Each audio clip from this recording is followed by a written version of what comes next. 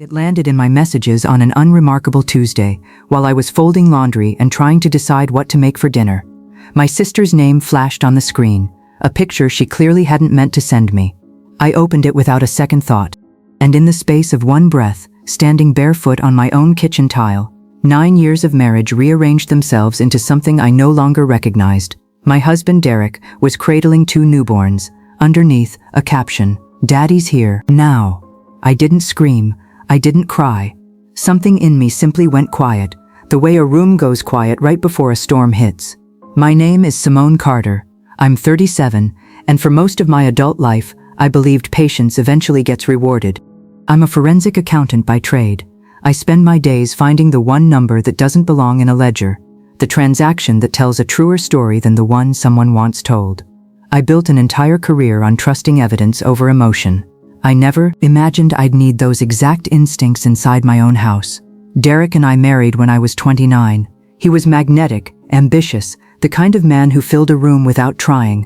We used to lie in bed dreaming about the family we'd build, how many kids, what we'd name them. It didn't come easily, 2 years of trying before we sought help. Then the appointments, the injections, the bruised stomach I hid under looser shirts, 3 pregnancies lost before they became anything more than a heartbeat on a screen. Grief I carried mostly alone, because Derek always seemed to bounce back faster than I did. I blamed my body. I blamed stress. I blamed everything except the one thing I didn't yet have access to, the truth. Through it all, Derek held my hand in waiting rooms and said the same 4 words like a promise he needed to keep saying to make it real. "We'll get through this." I believed him the way you believe the sun will rise, without proof, without question. My younger sister Renee was always around too. Always warm, always first with a hug or a casserole. She used to tell me she admired my strength. I never once stopped to consider that admiration and envy can wear the exact same face. Now I was staring at a photo that proved I'd been wrong about almost everyone in it. I didn't call Derek. I didn't call Renee back when my phone buzzed seconds later because 9 years of forensic training had taught me exactly one rule. Once you find the first inconsistency, you never confront the person who created it. You build the whole file first. And that night, while my husband celebrated 2 children with the woman who used to call herself my sister, neither of them had any idea I was already 3 steps ahead, quietly, calmly, preparing something they would never see coming. I didn't sleep that night. Instead, I opened my laptop and searched for the highest-rated family law attorney in the city.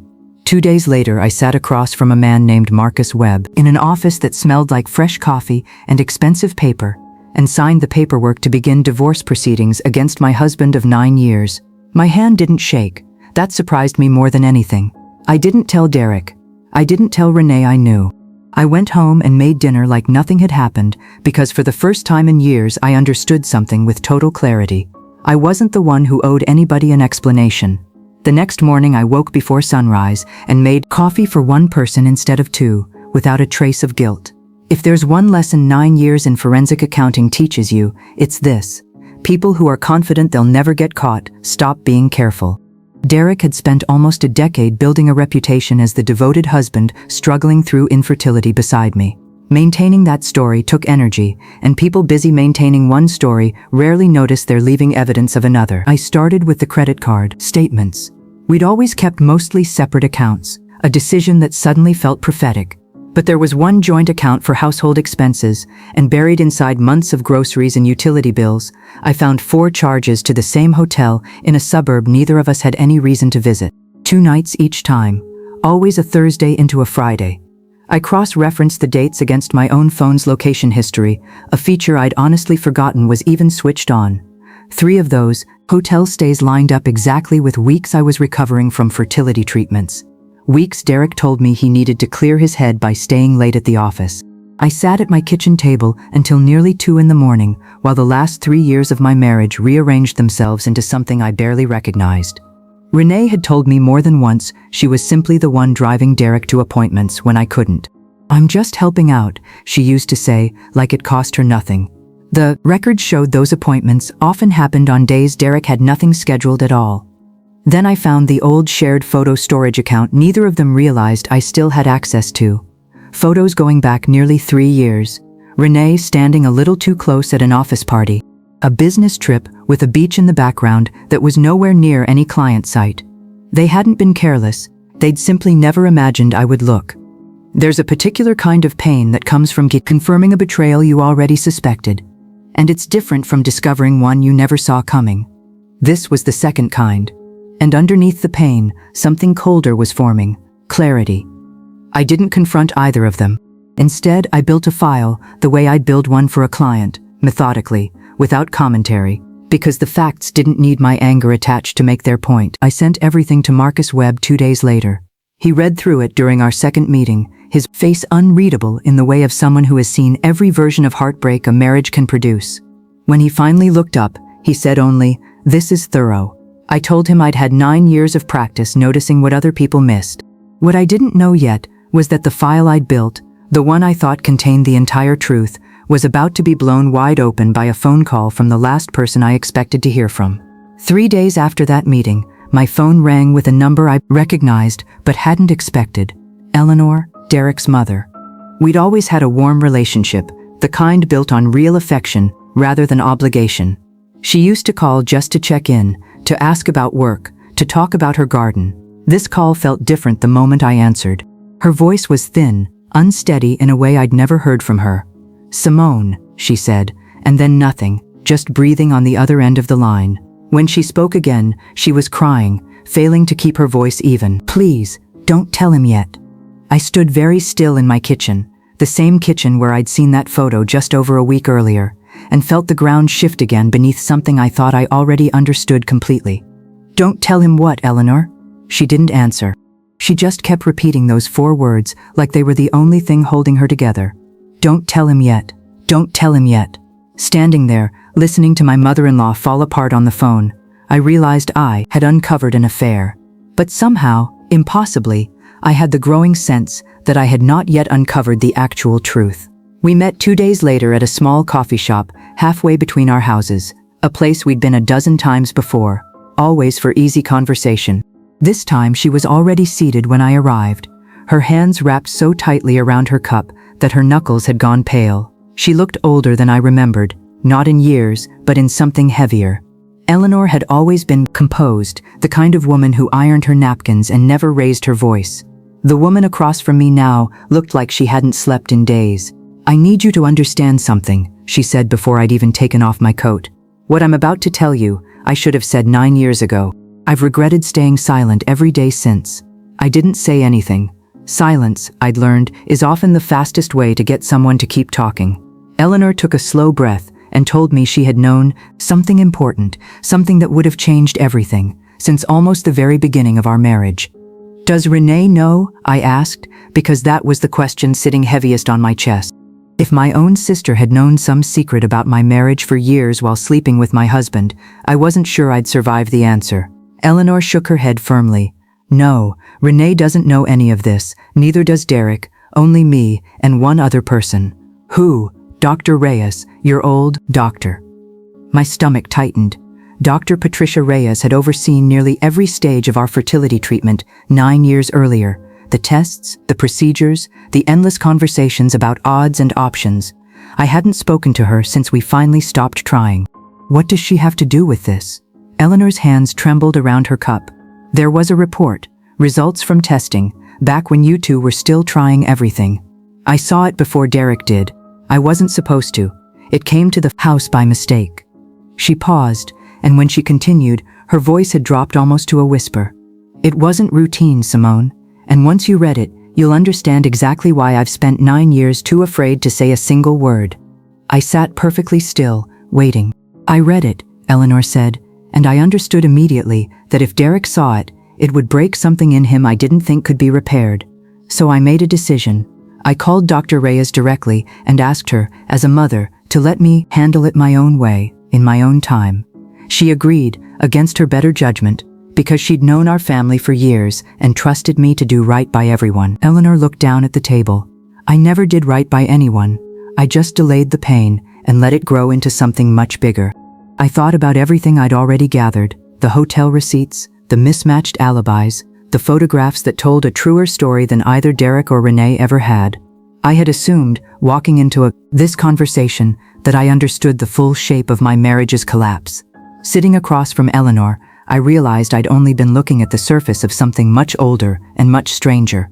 "Eleanor," I said carefully, "what did that report say?" She reached into her purse with shaking hands and pulled out a small, worn slip of paper. "Not the report itself," she explained, "but a note she'd written to herself the day she read it, so she'd never forget exactly what it said, in case she ever found the courage to bring it forward." She didn't hand it to me. She just held it like it was something too dangerous to release into the world yet. "I can't tell you here," she said. "Not like this, not in pieces. You deserve to see it properly, the way I should have shown Derek 9 years ago, instead of hiding it in a drawer and telling myself I was protecting him." Her voice caught. I was protecting myself from watching him fall apart, from being the one who broke him. I reached across the table and covered her hand with mine, an instinct I couldn't quite explain, given everything I now knew she'd kept from us. Whatever she was carrying, it had clearly cost her nearly a decade of peace. "I need to see that file," I told her. "The real one, wherever Dr. Reyes keeps her records." Eleanor nodded slowly, wiping her eyes. Then she said something that stayed with me the entire drive home, replaying itself over streets that suddenly felt unfamiliar. "Those babies changed everything, Simone," she said quietly. "But not for the reason Derek thinks." I called Dr. Reyes's office the next morning before I'd even finished my coffee.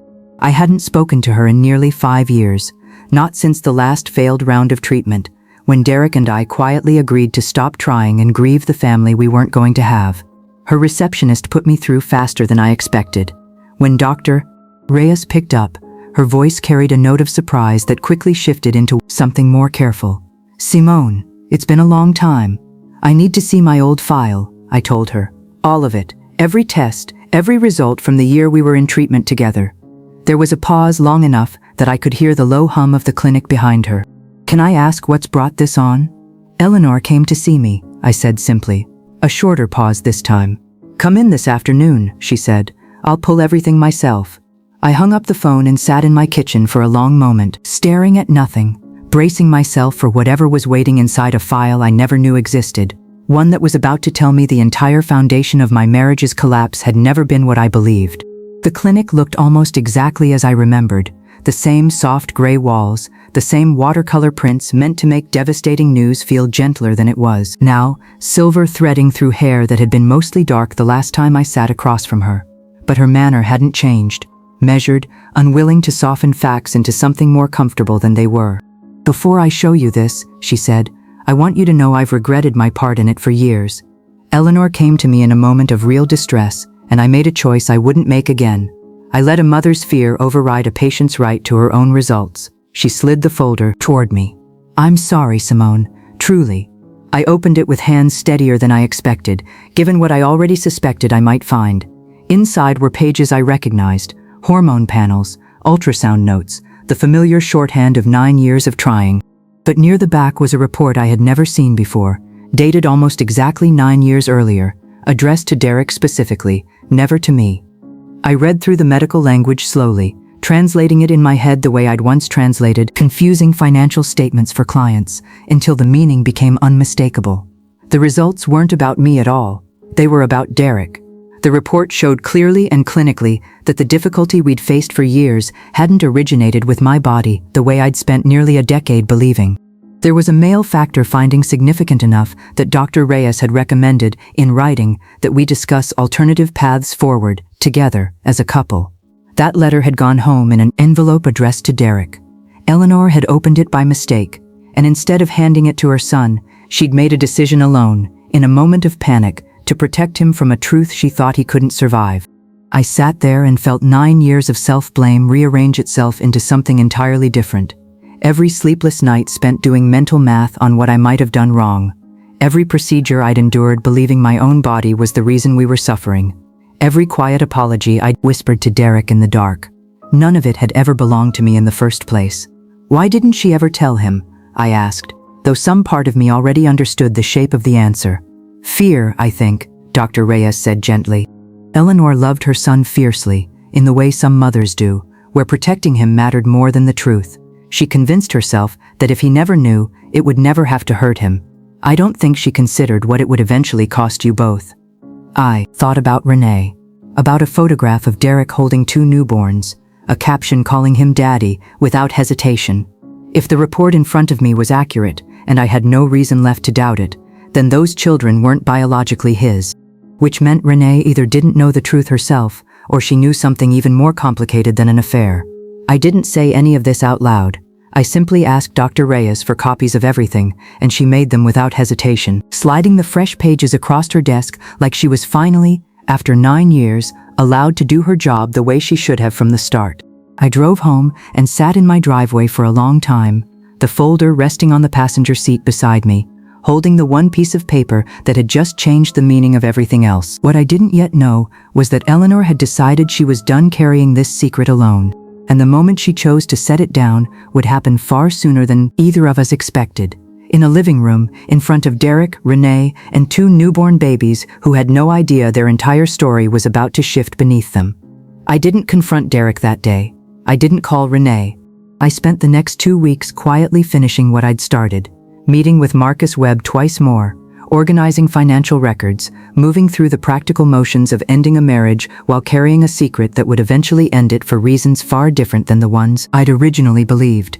It was Eleanor who called me on a Thursday evening, her voice tight with something between dread and urgency. "Derek is coming home tonight," she said. "He wants me to meet the babies properly." A pause. "He's bringing Renee." I understood immediately what that would take from her. "Eleanor, you don't have to do anything you're not ready for. I've hidden this for 9 years, Simone," she said quietly. "I think it's time I stopped. I wasn't there when it happened, but Eleanor told me everything afterward, in enough detail that I could see it clearly in my mind, almost as if I'd been standing in the doorway myself. Derek arrived first, letting himself in with the same easy confidence he carried into every room he'd ever entered, the confidence of a man who has never once questioned whether he deserved good things. Renee followed behind him, a baby carrier in each hand, her expression arranged carefully somewhere between apology and pride. Derek set his bag down and turned to his mother with a look Eleanor said she'd never forget, open, hopeful, almost boyish. "Mom," he said, gesturing to the twins Renee was lifting from their carriers. "You're finally a grandmother." Eleanor told me the room went very quiet after that. She looked down at those 2 small faces, and something inside her simply gave out. All the years of holding this in, all the sleepless nights convincing herself she was protecting her son by staying silent. It collapsed the instant she saw those babies in his arms. She felt the blood leave her face and had to reach for the back of a chair to stay upright. Derek noticed immediately, his smile faltering. "Mom, what's wrong?" She told me she opened her mouth, and the words that came out weren't the ones she'd rehearsed 1,000 times over 9 years.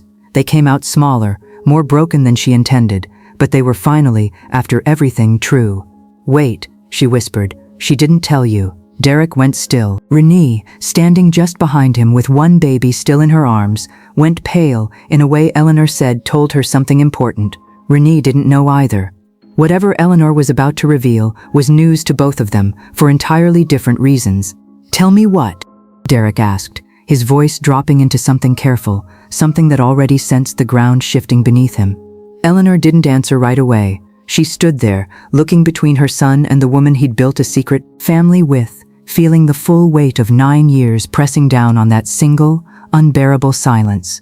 She thought about me, about the years I'd spent blaming my own body, apologizing for something that had never been my failure to begin with. That thought, she told me later, was what finally gave her the courage to move. She turned, walked into the study without another word, and knelt in front of a small fireproof safe hidden in the back of a closet. The one she'd told herself for 9 years she would open when she was ready, though some part of her had begun to wonder if that day would ever come. Inside was a single sealed envelope, worn soft at the edges from 9 years of being touched, considered, and returned to its hiding place. She lifted it out with both hands, the way you'd carry something fragile, something that had already broken once and might break again the moment it was finally opened. And when she turned back toward her son, envelope pressed to her chest, she was finally ready, after 9 years, to let him see everything it contained. Eleanor carried the envelope into the living room and set it on the coffee table, her hand trembling slightly as she withdrew her fingers, as if letting go of something she'd protected for so long required its own kind of effort. Derek stood over it for a moment without touching it. Eleanor said she could see him bracing the way people do right before stepping into cold water. "What is this?" he asked, quietly. "Sit down," Eleanor said, "please." He sat. Renee lowered herself onto the edge of the armchair across from him, still holding one of the twins against her shoulder, the baby fussing softly in the tense silence of the room. Eleanor opened the envelope herself, her fingers moving over paper that had clearly been folded and unfolded many times, laying the contents out one page at a time, the original lab results, a letter from Dr. Reyes addressed directly to Derek, and a handwritten note Eleanor had added years earlier, dated the same week she'd intercepted the original mail. Derek picked up the medical report first. Eleanor watched his eyes move across the page slowly, then faster, then slower again as he reread certain lines, trying to make sense of language that wasn't especially complicated, but was clearly rearranging something fundamental about the last 9 years of his life. "This says," he started, then stopped. He looked up at his mother. "This is about me." "Yes," Eleanor said softly. "This isn't Simone's file. This is mine." His voice had gone strange, flat, in a way Eleanor said she'd never heard from him before. "You're telling me the reason we couldn't have kids was never her?" Eleanor nodded, unable to speak past the lump in her throat. Derek set the paper down with exaggerated care, like his hands had suddenly become unreliable. 9 years, he said. 9 years I let her think it was her fault. She apologized to me, Mom. She used to cry and apologize to me, and I let her. His voice cracked on the last word, because I never knew there was anything else to say. Renee had gone very still across the room, the baby now quiet against her shoulder. Eleanor watched something shift across her face as the pieces started arranging themselves.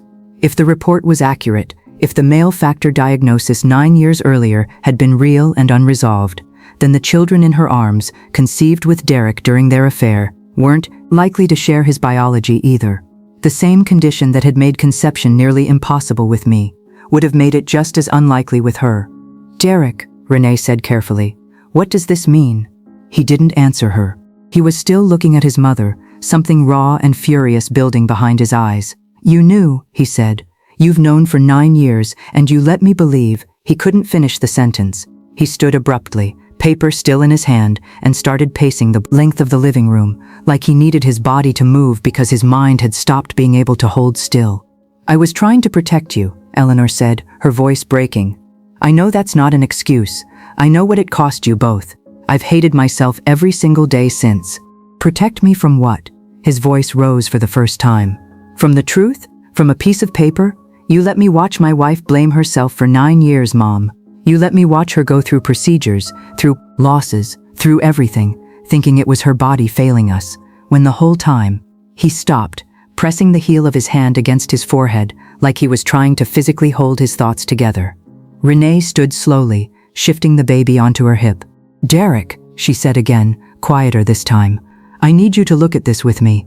If what this says is true, then these babies..." She couldn't finish either. The room fell into a silence heavier than anything that had come before it. Eleanor told me Derek finally turned toward Renee, and something passed between them that had nothing to do with love, and everything to do with the sudden, cold understanding that whatever they'd built together over the past 3 years had been standing on the exact same broken foundation as the marriage he'd just destroyed. None of it meant what he'd believed it meant, walking through that door less than 10 minutes earlier. "I need to see Simone," he said finally, his voice hollow. "I need to talk to her." "Derek," Eleanor started. "Maybe you should sit with this first. Give yourself some," but he was already moving, grabbing his keys off the entry table, pulling the front door open before anyone could stop him. What Derek didn't know yet, driving toward my house with 9 years of buried truth cracking open behind him, was that some doors, once they've closed all the way, don't open again just because someone finally understands why they should have stayed shut. Derek showed up at my house a little after 9 that night. I watched his headlights sweep across the living room wall before I even heard the car door, and I knew, with a strange kind of calm, exactly what this visit was about. I didn't rush to the door. I finished folding the towel I was holding, set it down on the counter, and walked over at my own pace, askew, his eyes red-rimmed like a man who'd been crying the entire drive over. He was still holding the medical report, creased now from being gripped too tightly. "You knew," he said before I'd even opened the door fully. "Simone, you knew, didn't you, about the report?" He held it up like evidence, like he needed me to confirm something he already understood was true. I found out 2 weeks ago, I said. The same way I found out about Renee, by accident. He flinched at her name. Simone, I swear to you, I had no idea about any of this. I know, I said, and I meant it. That was the strange part. Standing there, looking at the wreckage of a man who had just learned that 9 years of guilt he'd let me carry alone had never belonged to me. I felt something closer to sorrow for him than anger. Not enough sorrow to change what I'd already decided, just enough to remember that he, too, had been living inside a lie someone else constructed, even if he'd built plenty of his own lies on top of it. "Can I come in?" he asked. "Please, I just need to talk." I let him in, not because I owed him anything, but because I wanted this conversation to happen on my terms, in my space, where I could end it whenever I chose to. We sat in the living room where we'd spent 9 years of holidays and quiet evenings, and he told me everything, how his mother had shown him the file, how Renee had gone pale, realizing the twins likely weren't biologically his either, how the affair he'd built with such careful confidence had crumbled apart in the space of 10 minutes. He talked fast, almost desperate, like if he explained enough, fast enough, I might reconsider everything sitting in Marcus Webb's office. "I'm not asking you to forgive Renee," he said. "I'm not even asking you to forgive me for the affair. I know that's inexcusable. But Simone, if I'd known, if my mother had just told me the truth 9 years ago, none of this would have happened. You have to see that this started with a lie that wasn't mine." I let him finish. I'd learned across 9 years of marriage and a career built on separating fact from noise that people almost always reveal more when you let them talk themselves all the way to the end. "You're right," I said finally. "The lie wasn't yours. Your mother made a choice she shouldn't have made, and she's going to carry that for the rest of her life. And honestly, Derek, I think she already understands that better than either of us could tell her." I paused. "But you're wrong about one thing. This didn't start with your mother's secret.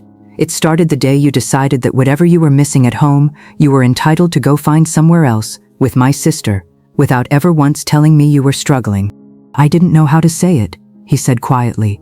"So you let me carry more," I said. "You let me believe I was the reason we couldn't have a family for 9 years, while you built one with someone else. The medical report doesn't undo that, Derek.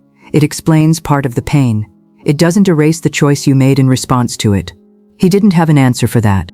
I watched something in his face finally accept what I was saying, the fight going out of him the way it does when someone realizes the argument they've been building the whole drive over doesn't actually hold up once it's spoken out loud. "What happens now?" he asked, his voice smaller than I'd heard it in years. "Now," I said, "the divorce moves forward. Nothing about tonight changes that." He nodded slowly, staring down at the report still creased between his fingers. "And Renee, that's not my concern anymore," I said. And I found, saying it out loud, that it was true. Somewhere in the past 2 weeks, between the hotel receipts and Eleanor's confession and the quiet clinical language of an old medical file, I had stopped needing to know what happened to my sister. Whatever she and Derek had built together, they would have to figure out what remained of it, without me as an audience. Derek left a little before midnight. I stood at the window and watched his taillights disappear down the same street they'd come from. And I felt, for the first time in 2 weeks, something settle inside my chest, instead of tighten. But settling wasn't the same as finished. There was still a courtroom waiting 3 weeks away, one final conversation neither of us had had yet, and a question Derek would ask me there that I never expected to hear.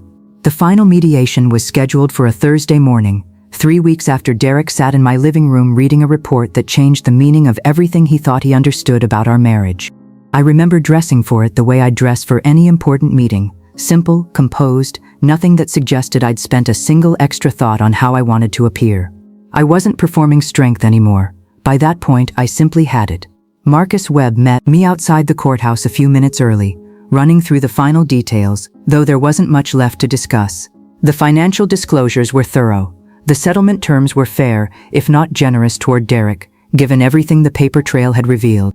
I'd asked for nothing more than what I was entitled to.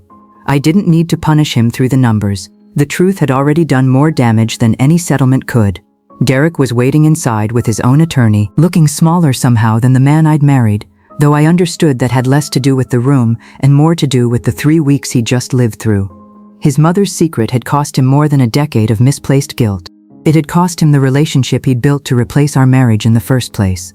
I'd heard, secondhand, that Renee had already moved out of state with the twins, unwilling to remain somewhere that only reminded her of a foundation that had never been what she believed. Derek hadn't fought to stop her. Some part of me understood why. Some things, once they crack all the way through, aren't worth the effort of pretending they can be repaired.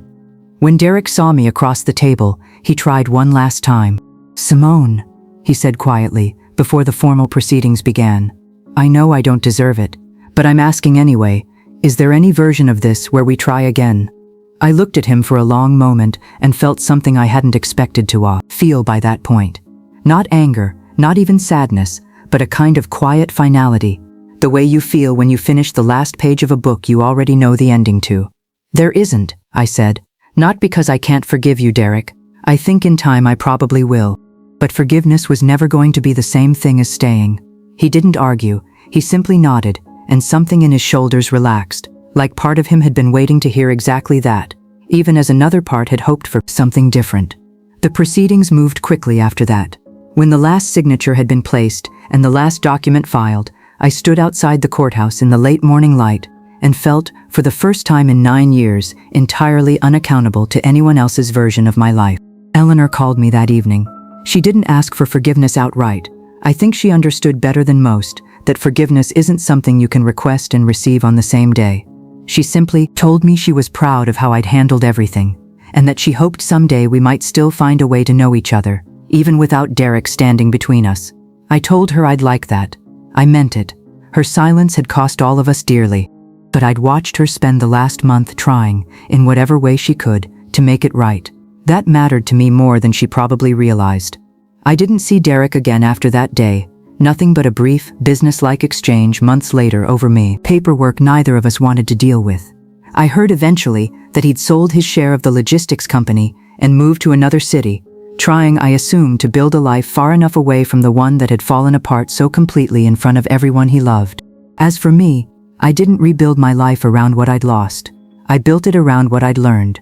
A year after the divorce was finalized, I used part of the settlement to start a small foundation, one that helps couples navigate infertility treatment with real transparency, full access to their own medical information, and support that doesn't leave anyone carrying blame that was never theirs to carry in the first place.